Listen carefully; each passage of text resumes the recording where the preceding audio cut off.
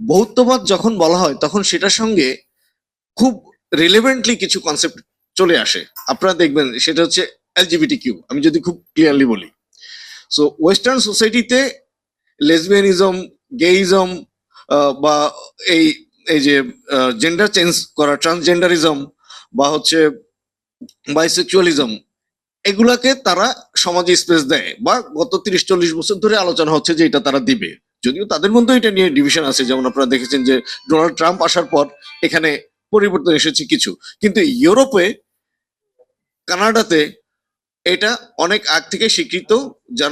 জার্মানিতে তো সেম সেক্সে বিয়েটাও তারা অ্যালাউ করে দিয়েছে, আরো কিছু কিছু জায়গায় করেছে, যদিও ভ্যাটিকান এটার বিরুদ্ধে। সো ইউরোপে এটা একটা ডিবেটেড ইস্যু। সো বৌদ্ধবাদের সঙ্গে মূলত বাংলাদেশে বেশি কনফ্লিক্ট হবে এই এলজিবিটি কিউ ইস্যুতে, যে আমরা জেন্ডারটাকে কোন দৃষ্টিকোণ থেকে দেখি। সো যেটা একত্ববাদের বিপরীত হিসাবে যেটাকে নিয়ে আসা হচ্ছে, আমার মনে হয় না যেটা অ্যাকচুয়ালি ওই ধর্মের ওই অ্যাঙ্গেল থেকে প্লুরালিজমের কোনো ব্যাখ্যা কোথাও আছে, কিন্তু আমাদের এখানে যে অনুবাদ করতে গিয়ে এই প্রবলেমটা হয়েছে।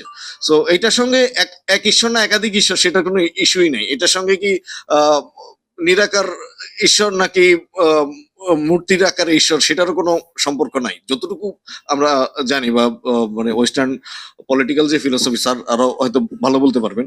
সেখানে প্লুরালিজম যেভাবে ধারণাটা দেওয়া হয়েছে, সেখানে শুধুমাত্র যে সমাজের বিভিন্ন মতকে অ্যাকোমোডেট করার জন্য এই প্লুরালিজমের কনসেপ্টটা এসেছে। এইটা পজিটিভ দিক আছে অবশ্যই, যে বিভিন্ন মতকে স্পেস দেওয়া, কিন্তু আমরা আমরা দেখি এইটা তারা মুখে বলে। দেখেন, যারা হচ্ছে মনে করে যে মেয়ে মেয়ে বিয়ে হইতে পারবে, তারা কিন্তু আবার ফিলিস্তিন নিয়ে বিক্ষোভ করতে দেয় না। ফিলিস্তিন নিয়ে একটা প্রশ্ন করার কারণে আমেরিকার পররাষ্ট্রমন্ত্রীর সংবাদ সম্মেলন থেকে একটা সাংবাদিককে অপমান করে বের করে দিছে। আবার সেই পররাষ্ট্রমন্ত্রী যখন আমাকে বলে যে তুমি কেন মানে এখানে রংধনু পার্টিকে মিছিল করতে দাও না। সো আরে ভাই, তুমি ফিলিস্তিনকে মিছিল করতে দিচ্ছ না, একটা স্টুডেন্ট সে যদি বিশ্বাস না করে যে ইসরায়েল একটা বৈধ রাষ্ট্র, তুমি তাকে এয়ারপোর্ট থেকে ডিপোর্ট করে দিবে, তুমি তার ভিসা ক্যান্সেল করবে, তো সেইখানে তোমার বহুত্ববাদের কোনো প্রশ্ন নাই।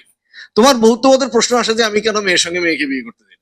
আরে এইখানে হচ্ছে কালচারাল প্রশ্নটা, বা এই যে ঐতিহ্যগত পরম্পরার যে প্রশ্নটা, আমরা আমাদের এখানে হিজড়া কমিউনিটিকে কিভাবে অ্যাডপ্ট করেছি। সে মনে করে হিজড়া কমিউনিটি আসছে মানে এখন আমার এলজিবিটি কিউ রাইট দিতে হবে, কোনো দরকার নাই তো ভাই।